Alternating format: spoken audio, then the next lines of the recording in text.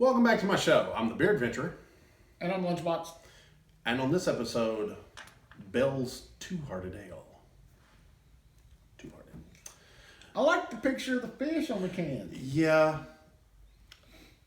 There's something about like the two hearts on the trout. The little dots. That's the whole thing. I mean. Okay. Hey, before we open that though, you got that little stuff at the bottom is, it says that it's a perfectly balanced American IPA. It's brewed with 100% Centennial hops and bursting with aromas ranging from pine to grapefruit. I can't wait for the grapefruit. Right.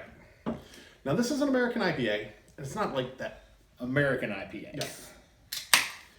Now there's a little bit of interest in this. It's not as strong as the other IPAs? Well, the American IPA kind of toyed with the original IPA, the original India Pale Ale, which was an English beer. Okay. All right. Pours that IPA color we know and love. Now, there is a little neat thing about Bell's. Kind of cloudy, but I think IPAs are usually a lot of them can be. Okay. Now, Bell's I don't know that much. Came to the state of Tennessee partly because of this little group here, the Craft Beer Society of West Tennessee. We helped get them in helped them get in here right before they changed all the liquor laws, because this is a 7% alcohol. Woo! Yeah. And anybody that knows me and follows my channel knows that I like quite a few of Bell's products, especially Oberon. It's got the big bubbles in the head. Oh, yeah. So, I like the smell of Two-Hearted. Do I smell yeast? It's one of the hops, and I can't remember exactly what it is that makes it. And it does have a slightly yeasty smell. What was the? But this is a higher alcohol. Oh, okay. Yeah. So they might have used more yeast to get more alcohol, right?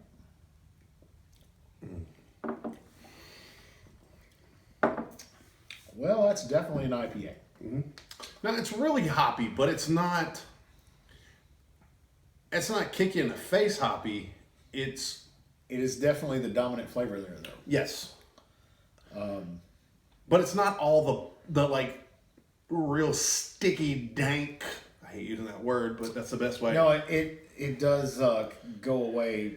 There's a little bit of an aftertaste, but it's not like I can't get this out of my mouth. The aftertaste to me is more of that kind of tart grapefruit than the pine.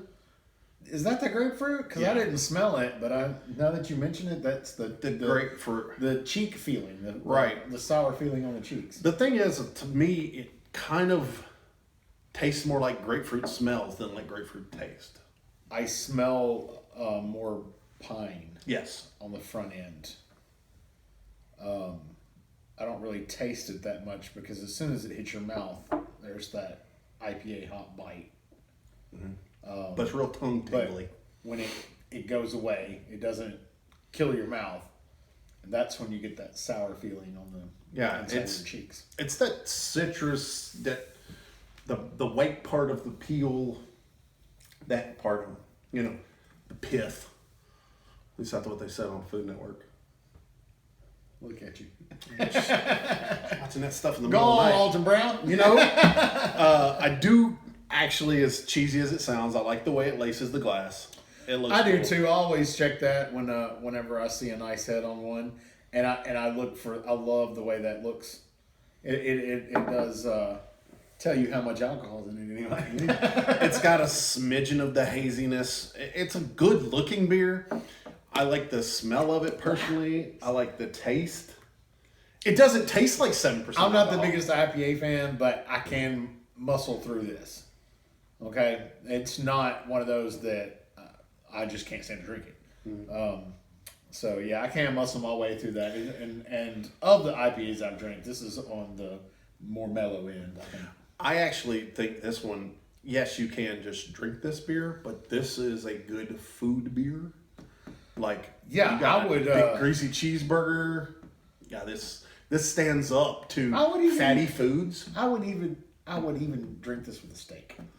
Yeah, I can see that. Nice big marbled ribeye. Yeah. Also, this works really well with spicy foods, like hot wings. I can see that. You know, some Nashville hot chicken. I can see that. Yeah. So, I mean. So, what did you think about it? I dig it, and I have for years. I think it's pretty groovy. I'm going to have to say I don't really dig it, but that's just me and IPAs, man. Yeah. That's my thing. Sorry. That's why we have more than one person on here. There you go. Would you have another? I would probably have another one, even though I didn't really dig it. It wasn't so horrible that I would never drink it. Right. Now, I would. I mean, I get these every now and then, especially now that this market gets these 16-ounce cans. Sometimes I can grab one of these at a convenience store, like if I'm on the way home from work and I'm like, I just want a beer or something. It's cold. It's not terribly expensive.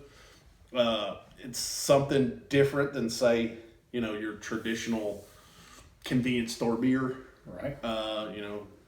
So it ain't no Corona, huh? No, it's not. You know, it's not a light beer. It's not a, you know, the single Heineken that you can get or something. Right. It's not bad. It's crafty. Yes. Now, so would I seek it out? It's not. That's the thing. It's not really something I seek out because I like it and I can find it. So, but every now and then I look over and I'm like, oh, let me grab a Two-Hearted. Like how? Right? How many would you put in a pick six?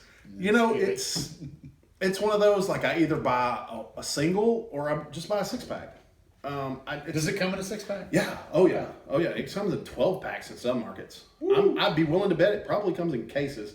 I know it does come in draft because I've worked at a lot of bars that we had that on draft. Really? Yeah. It's a very popular beer for Bell's. Okay. Now on our 1 to 10, 1's the lowest, 10's the highest. I'm gonna give it a 5. Which, guys, that's a pretty high coming for him for an IPA. Yeah, and that's why is because it's not the worst IPA I've ever had. No. Like, I feel like I'm gonna taste the next thing I drink. Yeah. Which one of the problems I have with the IPA is that it just like attacks my tongue and it's got this hot bite, and I really don't like the hot bite, but it seems to wreck it sometimes. And it does.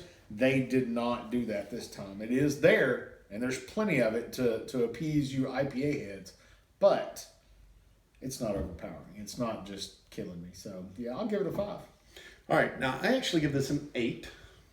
The reason I do is because it's a very good IPA. It's a very accessible IPA. It's an IPA I can find year round. And it's one that's not, like you said, it's not, you know, the wrestler hitting you over the back of the head with a chair. Right. Or some of them are. You can have one, you can have 6. Yeah, like if you were somebody that enjoyed these, I could see drinking more than one. You know, some of those that I've had, a lot of the ones that I've had in the past, I couldn't imagine anyone ever drinking a second one. I have a hard enough time finishing the first one. What's really bad is I think if one of the huge monster beer companies was gonna make a IPA for the entire world, I think this is pretty close because. Are you going to do that, Budweiser? Are you going to make an IPA? I challenge you. I mean, make one. Like, it's got enough to appease the hardcores, but it's not got so much that it would turn everybody running screaming. Yeah, I'm not. I think I'll rarely finish an IPA, but I'll finish that. I think this one is such. It hits so many things so well. And it's got a lot of alcohol in it. Yeah. Like it does everything above average. Well, there you go. Well, there you have it, folks. Thanks, Bells. We enjoyed it. Till your next beer adventure. Cheers.